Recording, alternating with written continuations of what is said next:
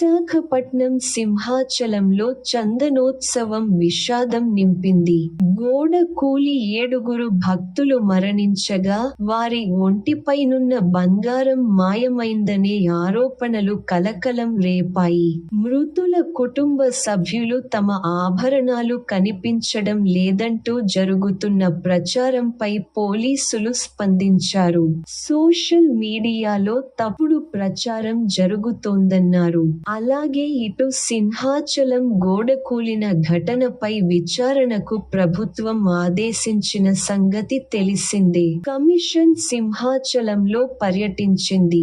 విశాఖపట్నంలో సింహాచలం అప్పన్న దేవస్థానంలో చందనోత్సవం రోజు ఏప్రిల్ 30న గోడ కూలిన ఘటనలో 7 భక్తులు చనిపోయిన సంగతి తెలిసిందే. అయితే ఈ ప్రమాదంలో ప్రాణాలు కోల్పోయిన వారి మృతదేహాలపై బంగారం కనిపించడం లేదనే ఆరోపణలు వచ్చాయి. వారి ఒంటిపై ఉండాల్సిన బంగారం కనిపించకుండా పోయిందని ప్రచారం జరిగింది.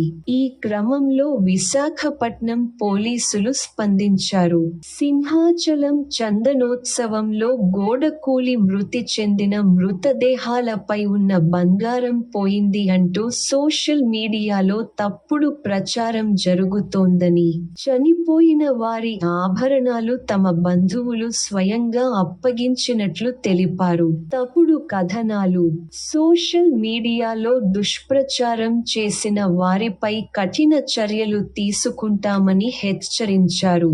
ఈ ప్రమాదంలో ఒకే కుటుంబానికి చెందిన పిళ్ళ ఉమామహేశ్వరరావు, శైలజ, పైలా వెంకటరత్నం, గుజ్జరి మహాలక్ష్మి ప్రాణాలు కోల్పోయారు. మృతదేహాలను సిమెంట్ రాళ్ల కింద నుంచి వెలికి తీసిన తర్వాత సింహాచలం ఘటన జరిగిన చోటి నుంచి అంబులెన్సుల్లో విశాఖపట్నంలోని కక్కు తరలించారు. అనంతరం పోస్టుమార్టం నిర్వహించి అదే రోజు మధ్యాహ్నం అర్ధరాత్రి 2:30 గంటల కల్లా బంధువులకు అప్పగించారు. అయితే సింహాచలం ప్రమాదంలో చనిపోయిన పిళ్ళ ఉమామహేశ్వరరావు కుటుంబానికి చెందిన బంగారం మాయమైందని ప్రచారం జరిగింది. భారీగా బంగారం కనిపించడం లేదని ప్రచారం జరుగుతోంది. దీంతో పోలీసులు స్పందించారు. బంగారం అంశంపై క్లారిటీ ఇచ్చారు.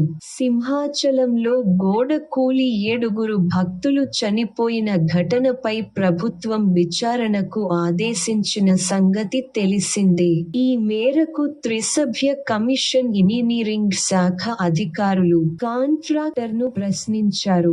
వారి వివరణను వీడియో రికార్డింగ్ చేయించారు. చందనోత్సవం ఉందని చెప్పి అక్కడ గోడ, మెట్లు పనులు త్వరగా పూర్తి చేయాలని అధికారులు చెప్పారని కాంట్రాక్టర్ లక్ష్మణరావు అధికారులకు చెప్పారు. ఏ అధికారి చెప్పారంటూ కమిషన్ సభ్యుడు సురేష్ కుమార్ ప్రశ్నించిన సమయంలో తడబడ్డారు. సింహాచలం పర్యాటక శాఖ అధికారులని కాంట్రాక్టర్ చెప్పి, దేవుడి కార్యక్రమం అని డ్రాయింగ్స్ లేకపోయినా పనులు చేసినట్లు వివరించారు.